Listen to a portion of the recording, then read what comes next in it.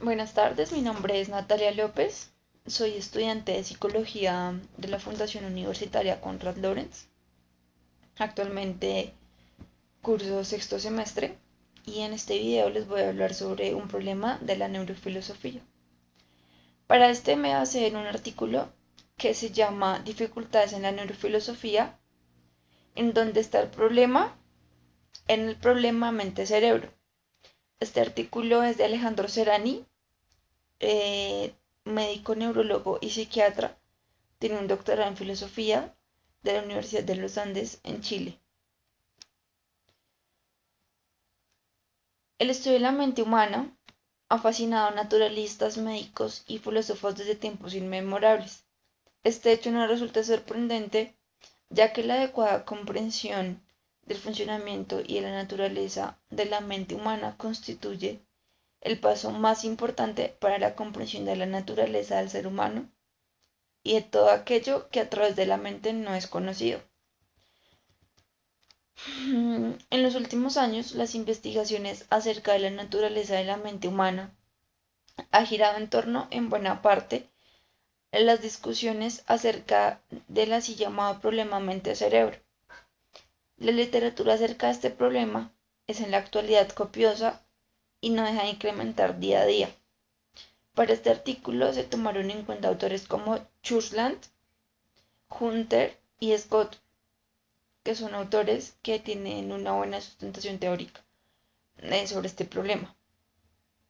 En este interés por el tema es particularmente notorio en el mundo de los neurocientíficos, y donde así la llamada Philosophy of Mind o filosofía de la mente ha llegado a constituirse casi como una nueva rama de la filosofía. Toda esta intensa actividad intelectual podría hacernos pensar que estamos tratando aquí con un problema nuevo, sin desconocer que el desarrollo de la neurociencia contemporánea ha permitido visualizar el problema bajo perspectivas originales. Nos parece que el problema mente-cerebro no es sino una forma modificada de un interrogante que viene ocupando a filósofos y científicos desde hace más de 25 siglos, es decir, que este problema no es nuevo. Interrogante cuya sustancia no se ha modificado en todo este tiempo, más que de manera accidental. Pensamos que el problema mente-cerebro no es sino otra variante de un multisecular, qué pena, dilema expresado de diversas formas disyuntivas, tales como alma-cuerpo, materia-forma, espíritu-materia, mente-cuerpo o mente-cerebro. Como dije anteriormente, este es un problema que es de la ciencia y de la filosofía desde Grecia antigua.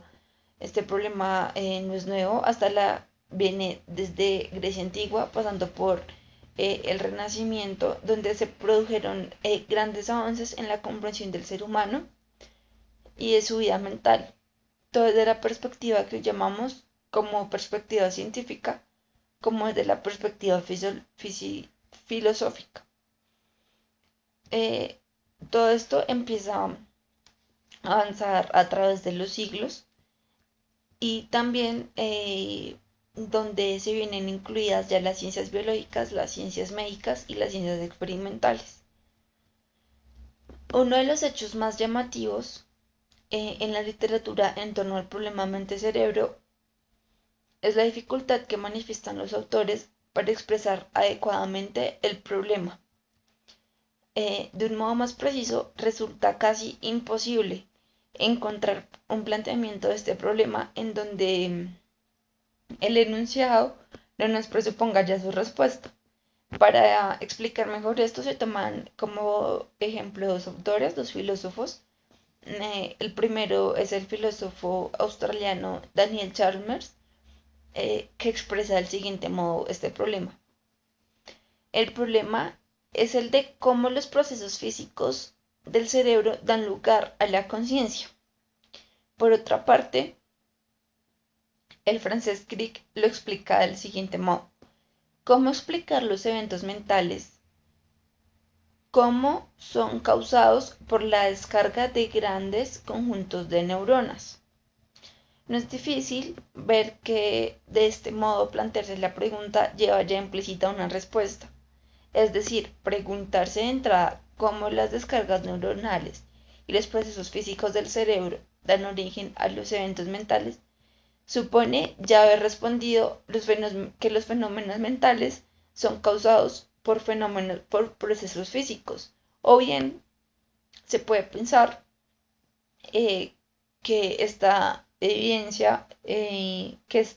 afirmación es evidente por sí misma, pero hoy en día a esta afirmación le falta mucha evidencia y, y en buena parte la filosofía necesita esta justificación.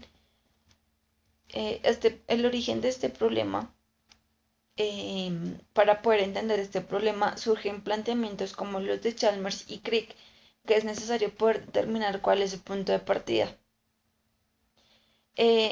Para esto, ellos hacen unas atribuciones donde designan a los fenómenos unas letras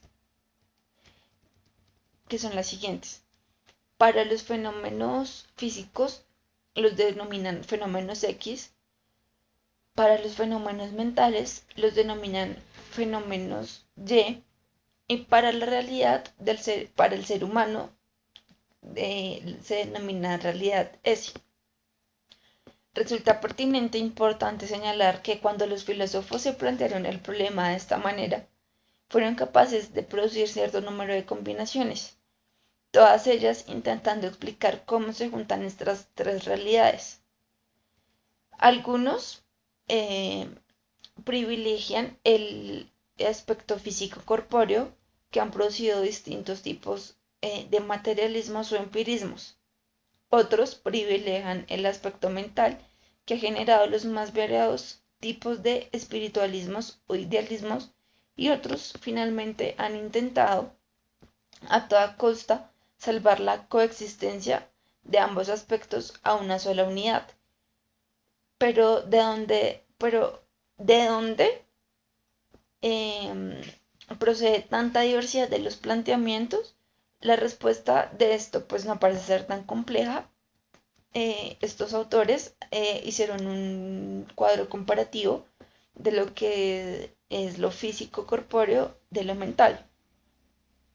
En lo físico corpóreo ellos ponen lo que es captado por los sentidos, lo que ocupa un lugar, lo que puede ser divisible y lo que el ser humano puede ponerle límites. En lo mental ellos pusieron lo que no es objetable por sentidos, lo que solo es accesible por el sujeto propio, lo que es intemporal, inespacial y lo que no puede ser dividido en partes. La pregunta que surge después de este cuadro comparativo que se hacen es cómo es posible que estén unidas estas dos realidades tan distintas. Responder esta pregunta no es tan fácil, ya que han llegado a pensar que la dificultad no radica en la unión de las realidades, sino en que los aspectos corpóreos se reducen a aspectos mentales o que los aspectos mentales se reducen a aspectos corpóreos. Eh, pues hasta aquí el planteamiento de este problema parece no ser un planteamiento con una respuesta no tan difícil, sino que empiezan a hacer a través del tiempo investigaciones para resolver esto y encuentran que hay dualidades.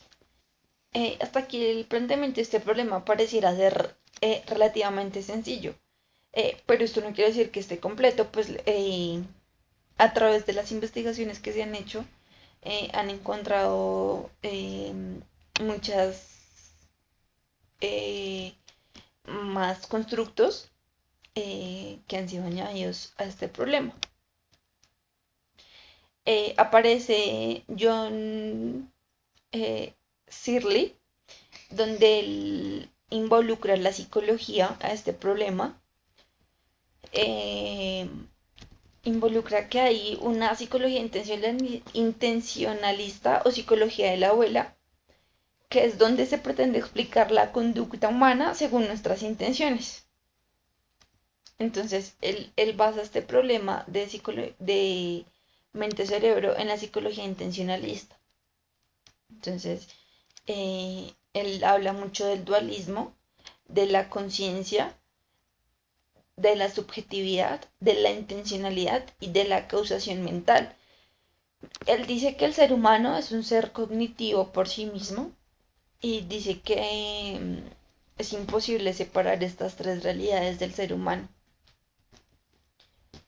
Básicamente, él tiene la siguiente hipótesis, él te plantea la siguiente hipótesis que dice: los fenómenos mentales, todos los fenómenos mentales, ya sean conscientes o inconscientes, visuales, auditivos, dolores, cosquillas, pellizcos, pensamientos o cualquier cosa de toda nuestra vida mental, están efectivamente causadas por procesos que parecen que vienen, que son en el cerebro.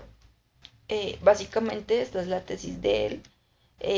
Él asegura que así como en los procesos biológicos, así como en la digestión, lo anteceden unos procesos orgánicos, eh, lo mismo pasa con este problema mente-cerebro. Debe haber algo que los antecede. Durante todo este estudio,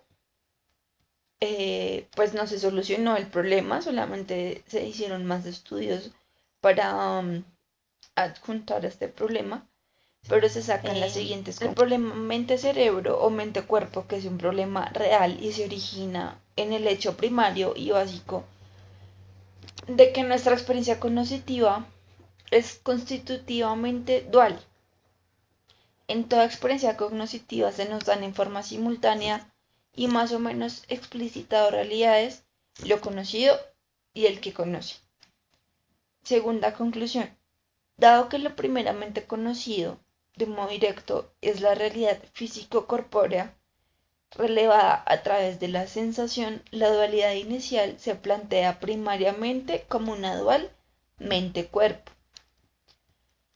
Otra conclusión es: el análisis reflexivo de la experiencia agrega un tercer elemento al problema, que es la realidad del ser humano como sujeto subyacente tanto de propiedades físico-corpóreas como de las capacidades mentales que tiene el ser humano. Otra conclusión es un examen atento que se hicieron, un examen de los hechos que se obligan a reconocer de la coexistencia de ambos tipos de propiedades en el ser humano sin que se pueda afirmar que lo mental es causado por lo corpóreo o se reduce a lo corpóreo, ni que lo corpóreo es causado por lo mental o que se reduce a lo mental. La facilidad con la cual tendemos a sustanciar la corporeidad, que es un accidente o una propiedad de los entes naturales, lleva a concederla al modo de un constitutivo esencial, con lo cual la coexistencia de lo corporal y lo mental se hace impensable.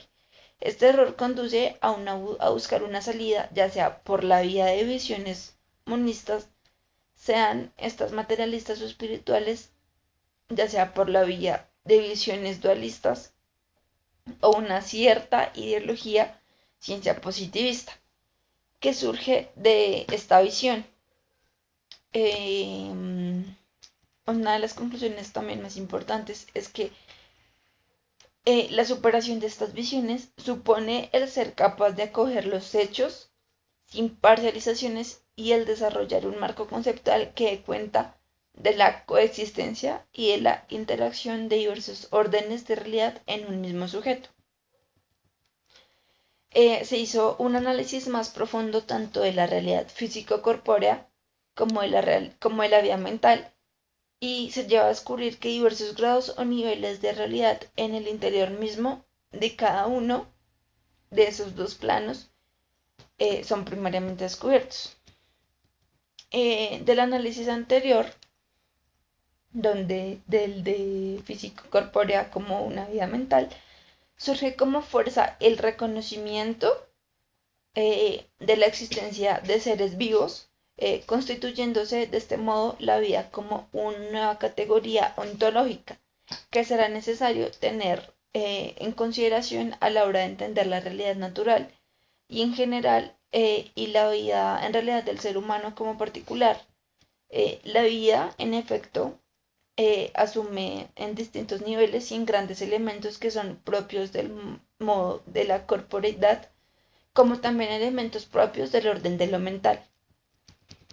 Finalmente, la comprensión de la naturaleza de los seres vivos en su originalidad irreductible y en su diversificación ascensional aparece como un elemento imprescindible que no puede faltar y capital a la hora de alcanzar una visión más profunda y verdadera de la realidad natural en general y del ser humano en particular. Para concluir este video, después de leer este artículo, yo creo que el problema mente-cerebro es un problema que prácticamente nunca va a tener fin, porque a través del tiempo van a surgir nuevas hipótesis, va a salir nueva información, pero creo que como decía el filósofo eh, John, que no recuerdo en este momento el apellido, eh, la conducta siempre va a estar antecedida por un concepto cognitivista, por algo mental. El ser humano basa básicamente su conducta en intenciones y pues acá es donde cabe la psicología intencional. Entonces creo que es importante este tema, es importante este problema para la psicología y también para pues, mi formación como persona, porque yo soy una creyente de que la conducta del ser humano está basado en procesos cognitivos y que la mente siempre tiene algo que ver. Em, pero pues igual nunca he hecho estudios sobre este tema, pero creo que es un tema que nos incumbe a todos los que estamos estudiando psicología de uno u otro modo.